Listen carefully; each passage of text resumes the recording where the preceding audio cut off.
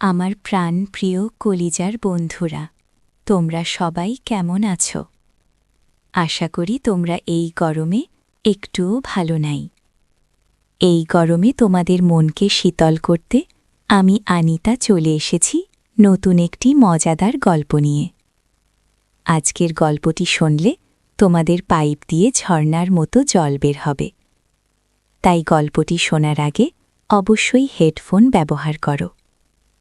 আর হ্যাঁ, আগামীকাল আমি আমার ইমো নাম্বারটি তোমাদেরকে দিব। তোমরা সবাই আমার সাথে ভিডিও কলে কথা বলতে পারবে। আর আমার ইমো নাম্বারটি শুধুমাত্র তারাই পাবে যারা আমার চ্যানেলটিকে সাবস্ক্রাইব করে পাশে থাকবে। পারভিন একটা চাকরির জন্য অনেক অফিসে ঘুরে ব্যর্থ হল। কোথাও চাকরি হয়নি পারভিনের। একদিন পারভিনের মামা পারভিনকে একটা ঠিকানা দিয়ে বলল, এই লোকের কাছে গেলে তোর চাকরি হবে, আমি বলে দিব। পারভিন মামার কথায় খুশি হয়ে বলল, আমি যাব। তারপর সেই বস পারভিনের ইন্টারভিউ রাতে নিবে বলে ফাইনাল করল। পারভিন কোনো উপায় না পেয়ে রাতেই ইন্টারভিউ দিতে গেল। তারপর ইন্টারভিউয়ের নামে বস পারভিনের সাথে এক রাতে 5 বার। ভাবতেই পারছি না। গল্পটি শেষ পর্যন্ত শুনলে আমি গ্যারান্টি দিয়ে বলতে পারি তোমাদের পানি চলে আসবে। তাই তোমাদের দুটি পায়ে ধরে বলি, প্লিজ অন্তত এই গল্পটি শেষ পর্যন্ত দেখো। পারভিনের বাবা হঠাৎ করে রোড অ্যাক্সিডেন্টে মারা গেল। ওর কোনো ভাই বোন নেই, এমনকি সেরকম কোনো নিত্যবর্তী আত্মীয় স্বজনও নেই যে ওদেরকে সাহায্য করবে। তার উপর পারভিনের মা খুব অসুস্থ। তাই হঠাৎ করে পারভিনের উপর তার সংসারের পুরো দায়িত্ব এসে পড়ল। সে সবেমাত্র এসএসসি পাশ করেছে। সে জানে না তার এই যোগ্যতা দিয়ে সে কোনো চাকরি পাবে কিনা। সারা দিন বিভিন্ন অফিসে ঘুরে ফিরে ব্যর্থ হয়ে অবশেষে সে ক্লান্ত হয়ে তার বাসায় ফিরে আসে। পরদিন ওদের বাসায় পারভিনের এক দুঃসম্পর্কের মামা বেড়াতে আসলেন।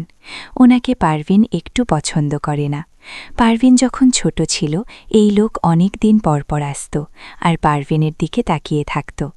লজ্জায় এসব কথা কাউকে বলতে পারেনিও। আজও এই লোকটিকে দেখে পারভিন খুশি হতে পারল না। সে সালাম দিয়ে মামাকে ড্রয়িং রুমে বসিয়ে রেখে ভেতরে চলে গেল। একটু পরেই মামা আবার তাকে ডেকে পাঠালেন। শেষে সোফায় বসো। অনেক দিন পর পারভিনকে কাছ থেকে দেখতে পেল ওর মামা জয়নাল মিয়া। শুনলাম তুমি নাকি চাকরির চেষ্টা করছ? অনেক কষ্টে গলা স্বাভাবিক রেখে বলল, জি মামা। মামা বলল, শোনো পারভিন, এভাবেই রেফারেন্স ছাড়া তো আজকের দিনে কোনো চাকরি পাবে না তুমি। তোমাকে আমি একটা লোকের ঠিকানা দিচ্ছি, তুমি কালকে ওনার সাথে যোগাযোগ করবে। আমি বলে রাখব তোমার চাকরি হয়ে যাবে ইনশাল্লাহ। চাকরির এরকম অবনবনীয় সুযোগের কথা চিন্তা করে পারভিন খুশি হয়ে গেল। এমনকি নিচু হয়ে মামাকে সালামও করে ফেলল। তার মামা পারভিনের দিকে তাকিয়ে রইল। পারভিন উঠে উপরে তাকাতেই উনি অনেক কষ্টে চোখ সরিয়ে নিলেন। বড় হওয়ার পর পারভিনকে অনেক দিন পরে দেখে মামার মাথা খারাপের মতো অবস্থা হয়ে গিয়েছিল। পারভিনের মতো এরকম মেয়ে সচর দেখা যায় না। পরদিন সকালে পারভিন ঠিকানা অনুযায়ী পোল্টনের একটা অফিসে গিয়ে রোমান নামে ওখানে ম্যানেজারের সাথে দেখা করল। পারভিনকে এখন জোর দেখে রোমান চমকে উঠল। এ দেশে এখনও এরকম মেয়ে আছে। সে নিজেও অনেক সুন্দর। বহুদিন আমেরিকায় ছিল সে। মেয়েটি দেখতে একদম আমেরিকান মেয়ের মতো। পারভিনকে দেখে ওর তাদের কথা মনে হয়ে গেল। নিজের দেশেই যে এমন সুন্দরী মেয়ে আছে তার ধারণা ছিল না। মনে মনে জয়নাল সাহেবের পছন্দের প্রশংসা করল সে। মুখে বলল, জয়নাল সাহেব তোমাকে পাঠিয়েছেন তো মনে করো চাকরিতে এক পা দিয়ে রেখেছে। তবে তোমার নিজেকে প্রমাণ করতে হবে, বুঝেছ? পারভিন মাথা নিচু করে বলল, জি স্যার। ভালো, তোমার মতোই মেয়ে আমাদের অফিসে দরকার। তোমার মতো মেয়ে অনেক দিন যাবৎ খুঁজেছি, পাইনি। আজ পেয়েছি। আমি আশা করি তুমি অফিসের কাজ খুব সুন্দরভাবে করতে পারবে। তাহলে আজ সন্ধ্যায় আমাদের হেড অফিসে চলে এসো, ওখানে তোমার ইন্টারভিউ হবে। সন্ধ্যায় ইন্টারভিউ? পারভিন অবাক হয়ে যায়। আমাদের কোম্পানি সময়ের মূল্যতে বিশ্বাস করে, তাই অফিস টাইমে ইন্টারভিউ নিয়ে সময় নষ্ট করা হয় না। কোনো আপত্তি আছে তোমার? না স্যার, আমার কোনো আপত্তি নেই। আপনি হেড অফিসের ঠিকানা দেন। এই নাও ঠিকানা, আর ঠিক সন্ধ্যা 7টার মধ্যে চলে এসো। পারভিন ঠিকানা লেখা কাগজটা হাতে নিয়ে বের হয়ে আসে। সে রোমান সাহেবের ব্যবহারে খুশি হয়েছে। অন্য যতগুলো অফিস পারভিন গিয়েছে, প্রতিটা অফিসের বসকে অভদ্র বলে মনে হয়েছে, কিন্তু রোমান সাহেবকে তার ভদ্র বলে মনে হয়েছে। কিন্তু সে আসলে ভদ্র নয়, সে আরও জঘন্য। সন্ধ্যায় খুঁজে খুঁজে গুলশানের অভিজাত এলাকায় এক বিশাল বাড়ির সামনে এসে দাঁড়াল পারভিন। দারোয়ান গেট খুলে ওকে সোজা 6 তলায় চলে যেতে বলল। 6 তলায় এক বিশাল ড্রয়িং রুমে ঢুকে পারভিন রোমান সাহেবকে দেখে চিনতে পারল। ওনার সাথে অন্য একজন অপরিচিত লোক ছিল। পারভিন দুজনকেই সালাম দিল, কিন্তু দুজনের কেউই জবাব না দিয়ে বলল, এত সম্মান করতে হবে না আমাদের। রোমান সাহেব যেন হঠাৎ সমবিত্ত ফিরে পেয়ে তাকে বসতে বলল। উনি হচ্ছেন আমার পার্টনার ফরিদ। রোমান পারভিনকে অন্য লোকটার সাথে পরিচয় করিয়ে দিল। পারভিন সোফায় গিয়ে বসতে ফরিদ উঠে এসে ওর একেবারে পাশে বসল। ফরিদ রোমানের দিকে ফিরে বলল, রোমান, আপনি ঠিকই বলেছেন, পারভিন আসলে একজন দক্ষ মেয়ে। পারভিন কিছুই বুঝতে না পেয়ে ফ্যাল করে তাকিয়ে রইল। ফরিদ আবার পারভিনের দিকে ফিরে বাজে আচরণ করার চেষ্টা করল। এসব দেখে পারভিন ছট করে উঠে দাঁড়িয়ে বলল, কি করছেন আপনারা এসব? এই বুঝি আপনাদের ইন্টারভিউ? রোমান হাঁ করে হেসে উঠল। ফরিদ হাসতে হাসতে বলল, আমাদের ইন্টারভিউ যদি তুমি পাশ করতে পারো, তাহলে চাকরিটা তোমার নিশ্চিত হয়ে যাবে। রোমান হাসি থামিয়ে পার্বণের দিকে ফিরে বলল, দেখো পার্বণ, এই যোগটাই হচ্ছে স্বার্থপরতার যোগ। তোমার চাকুরি দরকার, আর সে অনুযায়ী শিক্ষাগত যোগ্যতা বা অভিজ্ঞতা কোনোটাই তোমার নেই, কিন্তু তোমার কাছে একটা কিছু চাওয়ার আছে। যদি তুমি আমাদের চাওয়া পূরণ করতে পারো, তাহলে তোমার চাকরি কনফার্ম হয়ে যাবে। এরপর থেকে তোমাকে আর কোনো দিন আমরা তোমার কাছে কিছু চাইব না। আমাদের এমন একটি ব্রাঞ্চে তোমার পোস্টিং হবে, যেখানে আমাদের সাথে তোমার দেখা হবে না। ভেবে দেখ, মাসে 25,000 টাকা বেতন। আমি ভেবেছিলাম পার্বণ মনে মনে খুশি হয়ে উঠবে, কিন্তু সে হাসল। পার্বণ বলল, দেখুন, আমি কিছু দিতে পারব না। যদি আমার যোগ্যতা অনুযায়ী আপনারা আমাকে চাকরিটা দেন, তাহলে আমার খুব উপকার হবে।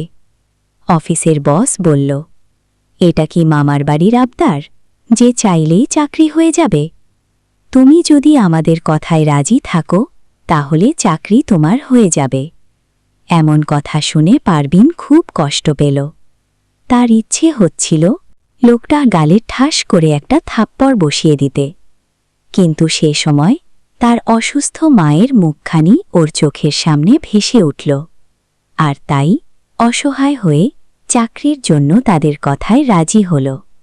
এই তো ভালো মেয়ে, রাতে তোমার ইন্টারভিউ শেষ হওয়ার সাথে সাথেই তোমার অ্যাপয়েন্টমেন্ট লেটার পেয়ে যাবে। এখন যেতে পারো। সন্ধ্যায় বাসা থেকে বের হওয়ার সময় ও মাকে বলে গেল যে তার নতুন চাকরির ট্রেনিংয়ের জন্য আজ সারা রাত অফিসে থাকতে হবে। ওর চাকরি পাওয়ার খবর ওর মা এতই আনন্দিত ছিল যে ওনার মনে কোনো খারাপ চিন্তা এলো না। পারভান আজ ইচ্ছে মতো সেজেছে। ও এমনিতেই সুন্দরী, তার উপর আজ এভাবে সাজাতে ওকে আরও সুন্দর লাগছে। রোমানের বাসার দারোয়ানটা গেট খুলে দিতেই পারভিনের তার অফিসের 6 তলায় গেল। রোমান তাকে দেখে তার দিকে তাকিয়ে রইল। সে পারভানকে সোজা 5 তলায় চলে যেতে বলল। পারভিনের মনের ভিতর কী চলছিল তা কেউ জানে না, অফিসের বস দুইটাও জানে না। আজকে পারভিন এমনভাবে সেজে এসেছে, তারা পারভিনকে দেখে অবাক। পারভিন আজ মনে মনে সিদ্ধান্ত নিল, যে করেই হোক চাকরিটা আমার চাই। তারপর বস দুটি এমন করব, সারা জীবন আমার কথা মনে থাকবে। পারভিনকে দেখে অফিসের বস বলল, অফিসে তোমাকেই চাই। অফিসের বস বলল, তাহলে আমি আমার পার্টনারকে আসতে বলি। পারভিন বলল, স্যার, আমার একটা কথা ছিল। আপনারা আমার কাছে যা চাইছেন সেটা আমি এই মুহূর্তে দিতে পারব না, আমাকে একটু সময় দিতে হবে। বস আমার কারণ জানতে চাচ্ছে, কি কারণে এই মুহূর্তে হবে না। আমি বলেছিলাম, দেখুন আমার মা খুব অসুস্থ, আজ আমার বাড়িতে যেতে হবে, এমনও হতে পারে মাকে আজ হাসপাতালে নিয়ে যেতে হবে। বস বলল, তুমি আজ রাতে এখানে থাকো, আমি তোমার মাকে হাসপাতালে নিয়ে যাওয়ার ব্যবস্থা করছি। আমি বসকে বললাম, আপনার ব্যবস্থা করতে হবে না, আমি বাড়িতে মায়ের অবস্থা বুঝে তারপর মাকে হাসপাতালে নিয়ে যাব। বস বলল, ঠিক আছে, আমি তোমাকে আজকের দিনটা সুযোগ দিলাম, কাল রাতে তোমাকে আসতে হবে। যদি কাল না আসো তাহলে তোমার চাকরিটা মিস হয়ে যাবে। তখন আমি বললাম, ঠিক আছে স্যার, আমি কাল রাতে আমি আসবে। আমি বাড়িতে গিয়ে দেখলাম মা খুব অসুস্থ। আমি মাকে নিয়ে দ্রুত হাসপাতালে গেলাম। ডাক্তার আমায় পরীক্ষা করে দেখল, মাকে সুস্থ করতে হলে সর্বনিম্ন 4 লাখ টাকা খরচ হবে, আর যদি সে টাকা 24 ঘণ্টার ভিতরে না দিতে পারি তাহলে মায়ের চিকিৎসা হবে না, আর মাও বাঁচবে না। আমি এখন এত টাকা কোথায় পাব? আমি মহা চিন্তায় পড়ে গেলাম। আমি কি করব বুঝতে পারছি না। আমার আপনজন বলতে কেউ নেই। আমি এখন কি করব, কোথায় যাব, আর কার কাছে এত টাকা পাব? ভাবতে ভাবতে প্রায় 12 ঘণ্টা চলে গেল। আমি ভাবলাম আমি অফিসের বসের কাছে যাব, কারণ তাদের তো টাকার অভাব নেই, তারা আমাকে টাকা দেবে। কিন্তু 4 লাখ টাকা তারা কি আমায় দেবে? আমি তাড়াতাড়ি করে অফিসের বসের কাছে গেলাম। অফিসের বস আমায় দেখে আমার দিকে অন্যরকম দৃষ্টিতে তাকিয়ে রইল। আমি কিছু বলবো সেই সুযোগটা আমায় দিচ্ছে না।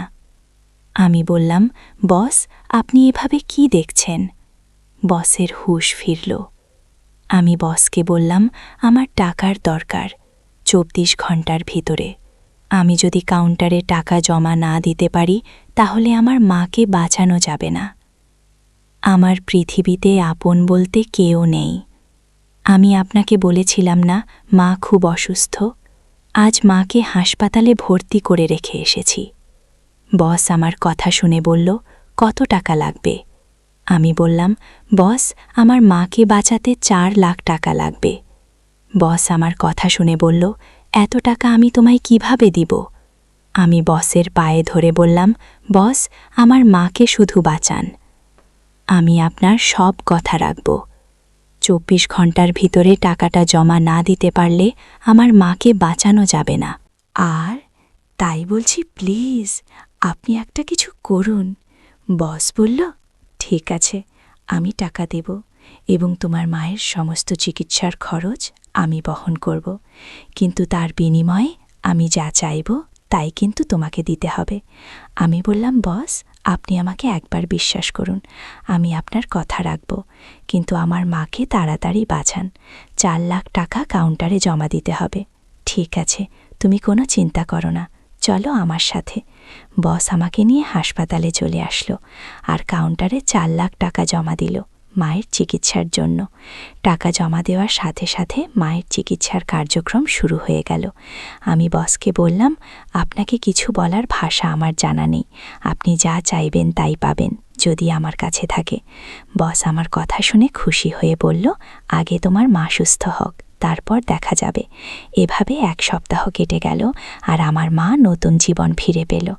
আমার মায়ের জ্ঞান ফেরা মাত্রই মা আমাকে জিজ্ঞেস করল, তুই এত টাকা কোথায় পাইলি মা? আমি বললাম, মা, আমার অফিসের বস আমাকে টাকাটা দিলেন, আমি না হয় চাকরি করে পরিশোধ করে দেব। মা বলল, তুই চাকরি করে এত টাকা পরিশোধ করতে পারবি?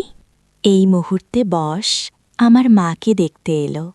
মায়ের জন্য অনেক খাবার নিয়ে আসলো আর বলল, আন্টি, আপনি কোনো চিন্তা করবেন না, আমি আপনাদের পাশে আছি। যখন যা প্রয়োজন আমার কাছে বললেই হবে, আমি দিয়ে দেব।